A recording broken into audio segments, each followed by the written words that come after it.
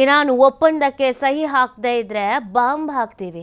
America ಅಧ್ಯಕ್ಷ Donald Trump ಖಡಕ್ ಆದಂತ ವಾರ್ನಿಂಗ್ ಕೊಟ್ಟಿದ್ದಾರೆ.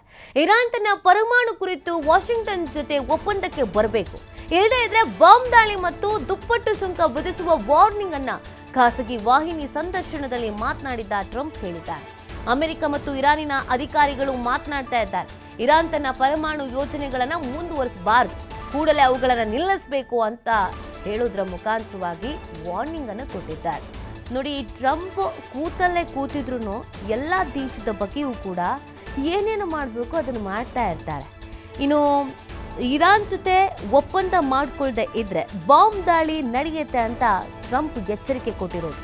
ಇರಾನ್ ಒಪ್ಪಂದ ಮಾಡಿಕೊಳ್ದಿದ್ರೆ ನಾನು 4 ವರ್ಷಗಳ ಹಿಂದೆ ಮಾಡಿದಂತೆ ಅವರ ವಿರುದ್ಧ ದ್ವಿತೀಯ ಸುಂಕ ವಿಧಿಸುವ ಅವಕಾಶ ಇದೆ ಅಂತ ಕೂಡ ಇದೇ ಸಂದರ್ಭದಲ್ಲಿ ಹೇಳಿದ್ದಾರೆ.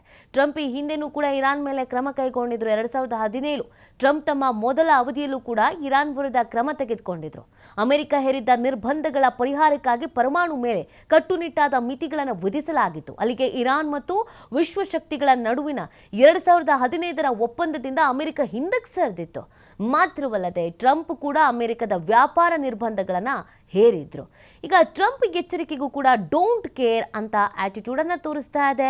ತನ್ನ ಪರಮಾಣು ಯೋಜನೆಗಳಿಗೆ ವೇಗವನ್ನು ನೀಡ್ತಾ ಇದೆ ಇರಾನ್. ಹೊಸ ಪರಮಾಣು ಒಪ್ಪಂದವನ್ನು ಮಾಡಿಕೊಳ್ಳುವಂತೆ ಟೆಹರಾನ್ಗೆ ಒತ್ತಾಯಿಸುವ ಟ್ರಂಪ್ ಅವರ ಪತ್ರಕ್ಕೆ ಇರಾನ್ ಒಮಾನ್ ಮೂಲಕ ಪ್ರತಿಕ್ರಿಯೆಯನ್ನ ಕಳಿಸಿದೆ. ತನ್ನ ಪರಮಾಣು ಕಾರ್ಯಕ್ರಮವು ನಾಗರಿಕ ಇಂಧನ ಉದ್ದೇಶಗಳಿಗಾಗಿ ಮಾತ್ರ ಅಂತ ಸ್ಪಷ್ಟನೆಯನ್ನು ಕೂಡ ಕೊಟ್ಟಿದೆ.